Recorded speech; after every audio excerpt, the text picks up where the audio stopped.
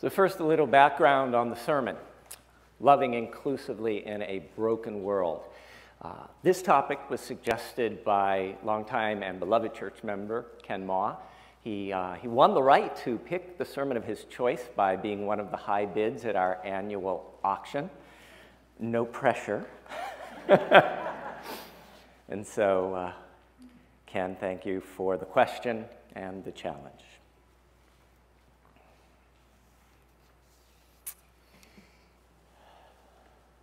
The phone call came late in the afternoon, 2 days ago, on Friday. I answered, and a worn and weary voice blurted out, "I feel like I don't have the energy to love anymore." It was a member of the congregation. They were calling because they just read on Facebook about the domestic violence death of Anna. They told me that all they felt was pain and anger, and that the love we talk about as being at the center of our shared Unitarian Universalist faith just didn't mean anything in the world we're living in right now.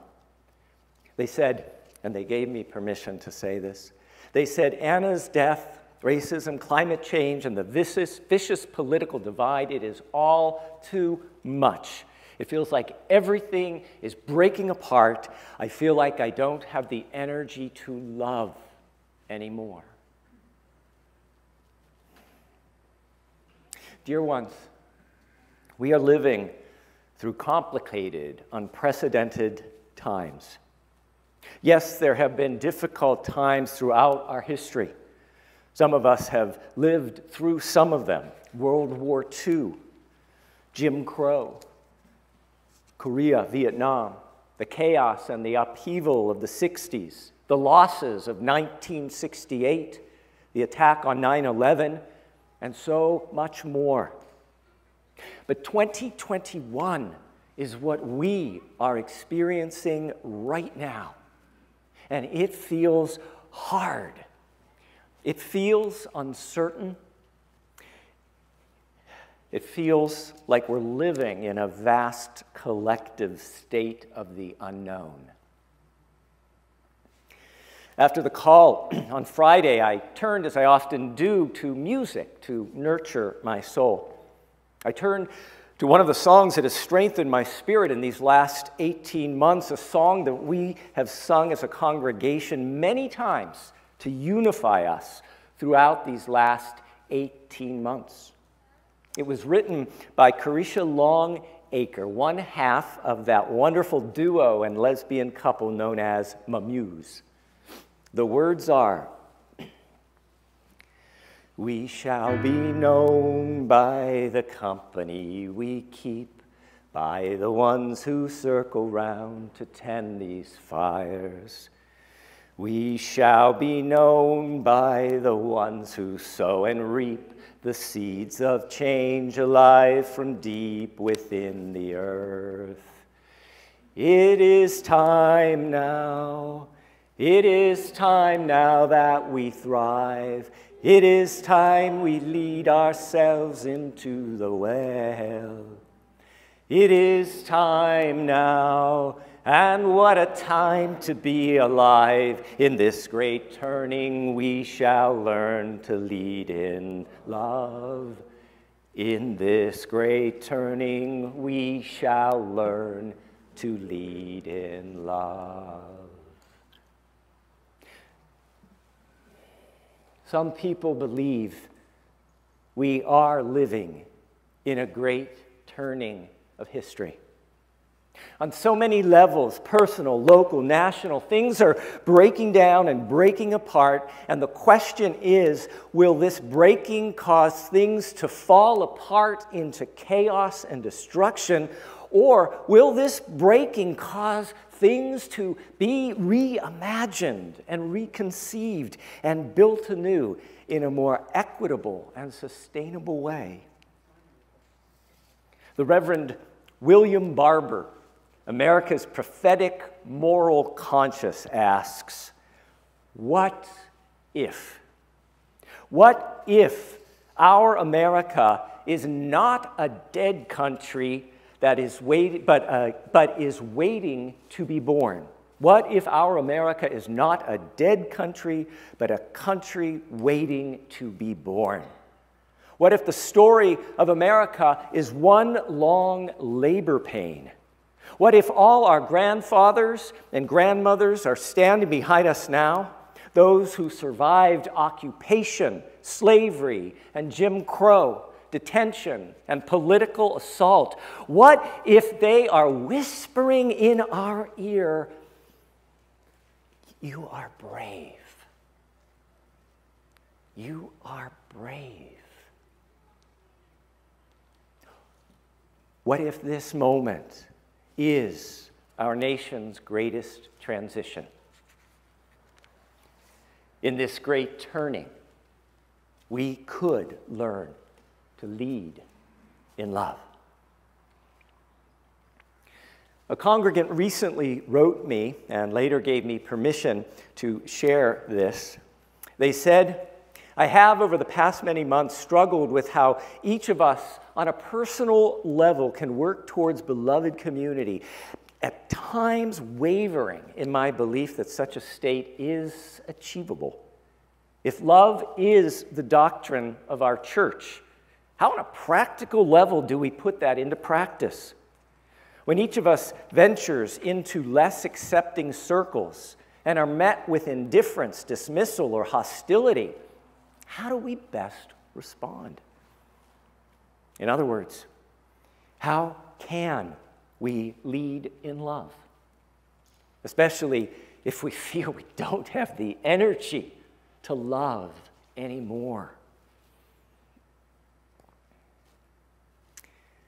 Author and civil rights activist Valerie Carr, a woman of color of Punjabi descent, writes, "Some days are so deadly I can taste the ash in my mouth. Other days I see glimpses of the nation, the world that is waiting to be born. A society awakened to the truth of our interdependence. I choose to labor for that love and that world. We need a shift in consciousness and culture, a revolution of the heart, a new way of being and seeing that leaves no one outside the circle of our care, a love without limit. Revolutionary love is the call of our time." And if we could have that slide, and I invite you all to join with me. Revolutionary love is the call of our times.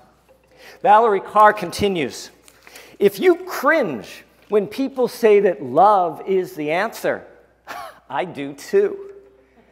I'm not talking about sentimentality or civility or thoughts and prayers. I'm talking about love as a labor, a conscious, embodied practice. Social reformers and spiritual teachers through history led entire nonviolent movements anchored in the ethic of love.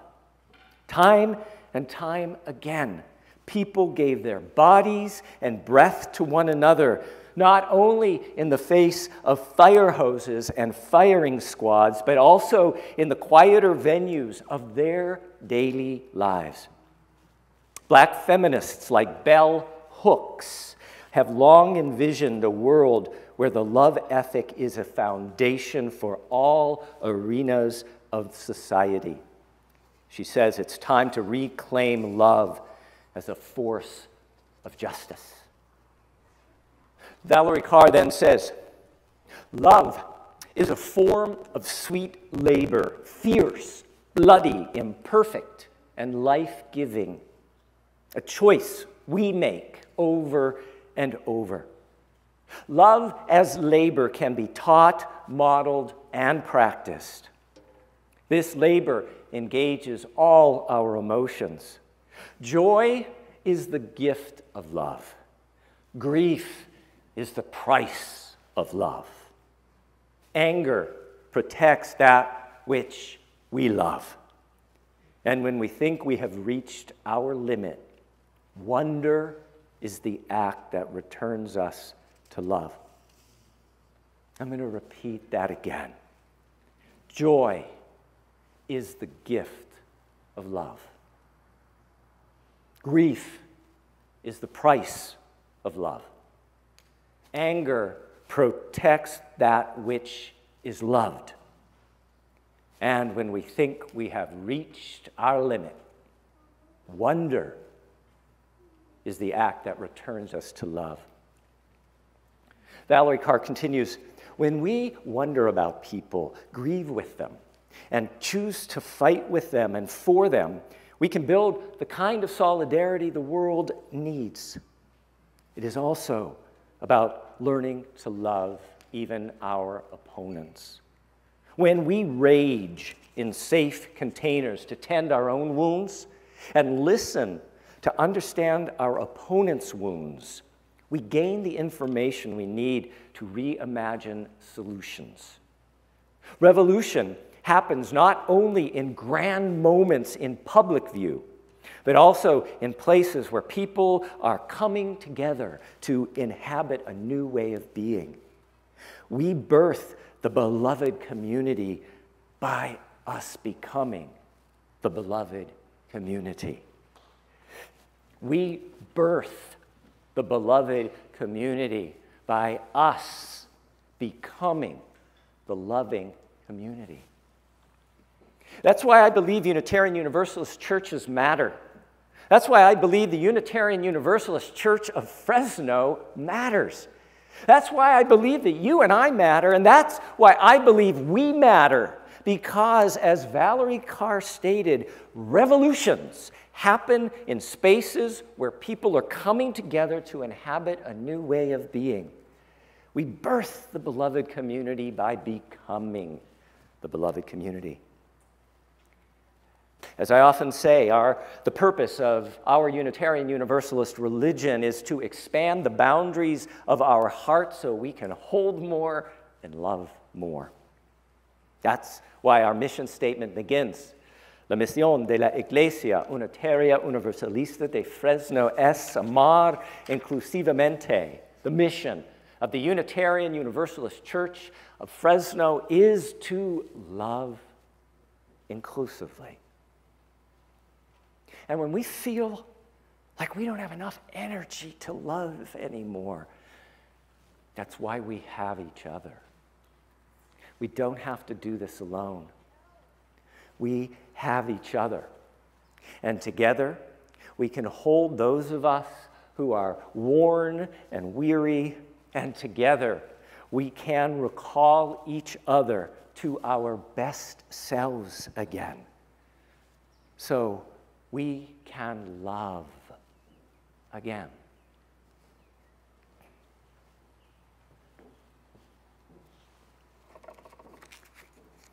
Valerie Carr teaches that the key to nurturing this revolutionary love in ourselves and each other is the spiritual practice that she calls see no stranger. See no stranger. She writes, the call to love beyond our own flesh and blood is ancient. It echoes down to us on the lips of indigenous leaders, spiritual teachers, and social reformers through the centuries. Guru Nanak, the founder of the Sikh faith, called us to see no stranger. Buddha, to practice unending compassion.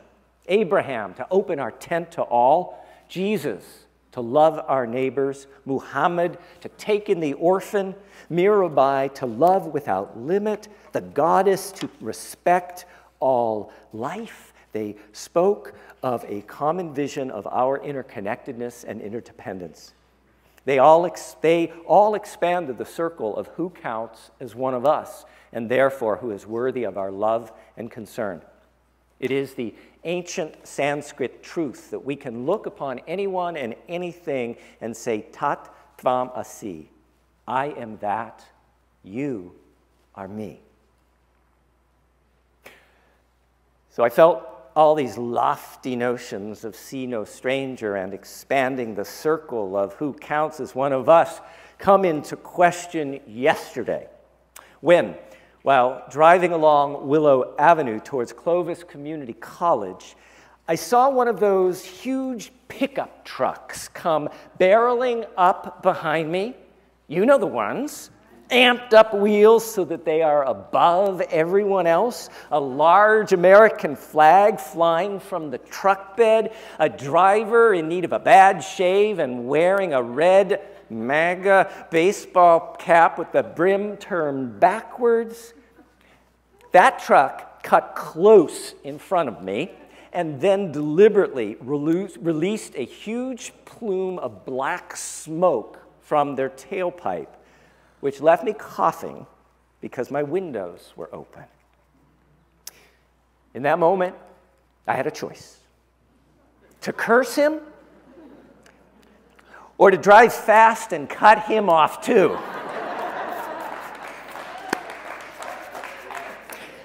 And I admit those were my first two thoughts. Then I remembered this darn sermon I was writing. And Valerie Carr's admonition: see no stranger. Expand the circle of who counts as one of us and therefore who is worthy of our love and concern. And that, dear ones, is sometimes very hard to do when you live in Fresno, California.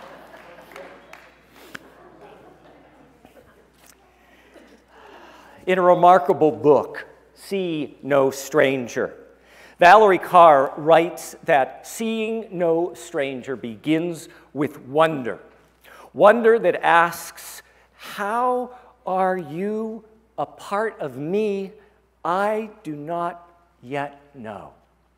How are you a part of me I do not yet know? She writes, wonder is our birthright. It comes early in childhood, the feeling of watching dust motes dancing in sunlight, or climbing a tree to touch the sun, or falling asleep thinking, where does the universe end?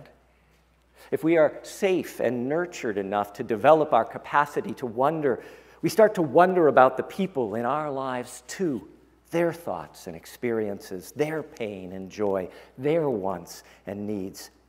We begin to sense that they are to themselves as vast and complex as we are to ourselves, their inner world as infinite as our own. In other words, we are seeing them as our equal, their inner world as infinite as our own. We're gaining information about how to love them. We are asking, how are you a part of me that I do not yet know? Wonder is the wellspring of love. Wonder is the wellspring, slide for love. No slide. It would be slide 83 if it's working. Valerie Carr continues, it is easy to wonder about the internal life of people closest to us.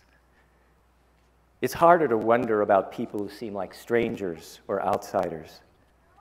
But when we choose to wonder about people we don't know, and we imagine their lives and listen for their stories, we begin to expand the circle of those we see as part of us. I wonder about that young man driving the pickup truck on Willow Avenue. Who is he? How was he treated as a child? What was elementary school like for him? What did he witness as a teenager? What was said or not said? What was he taught about people different than himself? What created his fear? What created his anger? What pain is in his life and in his heart? Who is he? Valerie Carr notes, wonder is where love begins, but the failure to wonder is the beginning of violence. Once people stop wondering about others, Once they no longer see others as part of them, they disable their instinct for empathy. And once they lose empathy, they can do anything to them or allow anything to be done to them. Entire institutions built to preserve the interest of one group of people over another depend on this failure of the imagination. What is so valuable in Valerie Carr's book, See No Stranger, and her website videos and teachings at valeriecarr.com, and her TED Talks, is she doesn't stop at the first step of wonder. She gently guides us step by step through a process that literally teaches us how to love inclusively in a broken world. A few of those steps include grieve, fight, listen, and reimagine. Her steps to expand the boundaries of our hearts aren't theoretical. It's practical and applicable in our everyday life. And it all begins when we see no stranger and wonder about them and challenge ourselves, as Jesus taught, to see our opponents as ourselves and love our opponents as ourselves. Then maybe we will see in them more humanity, or at least we'll think of them and approach them in a different energy and with a different perspective. Even if we cannot change them, we possess the power to change ourselves in relationship to them. We don't need to like them or even be with them, but we can choose to love them. See no stranger. Love our opponents. Dear ones, revolutionary love is the call of our times. And what a time to be alive. In this great turning, we shall learn to lead in love. Aquis, que así sea, bendito sea.